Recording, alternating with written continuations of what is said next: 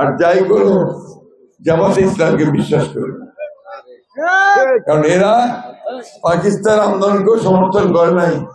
আর আমরা নিজের চোখে দেখছি বাংলাদেশের আন্দোলনকে তারা বিরোধিতা করেছে।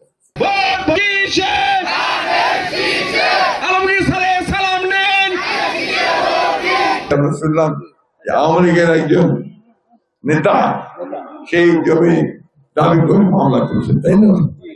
সুপ্রিয় বাবুল, এগুলো ওই ধান্দাবাজি আর চলবে না। আমরা এই ধান্দাবাজি করতে দিব না।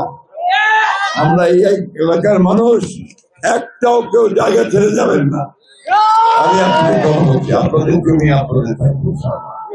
আমরা এই জন্য যত রকম আইনি আশ্রয় নেওয়া দরকার সেই আইনি আশ্রয় আমরা অবশ্যই দিব। আপনারা সেদিকে চিন্তা করবেন না। শুধু এই দলটা, যে দলটাকে আমি বললাম, এই দলটা সম্পর্কে সজাগ থাকবেন, সচেতন থাকবেন।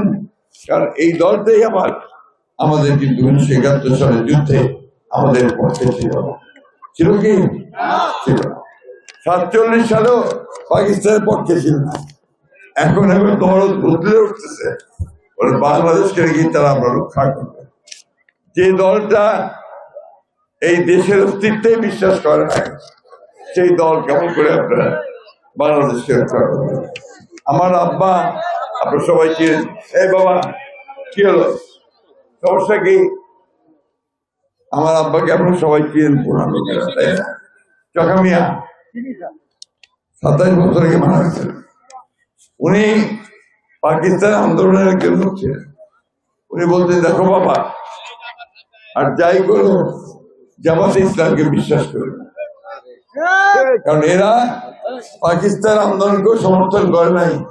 আর আমরা নিজের চোখে দেখছি বাংলাদেশের আন্দোলনকে তারা বিরোধিতা করেছে, পাক সেনাবাহিনীর সঙ্গে তারা আতাত করেছে। সুতরাং আমরা এমন কোন দলকে সমর্থন করতে পারি না যারা আমাদের দেশের অস্তিত্বে বিশ্বাস করে, স্বাধীনতা বিশ্বাস করে। আমি কি কথা বলতে পারছি আপনাদেরকে? এই কথাটাকে জোর দিয়ে বলতে চাচ্ছি। এটা হচ্ছে মৌলিক প্রশ্ন।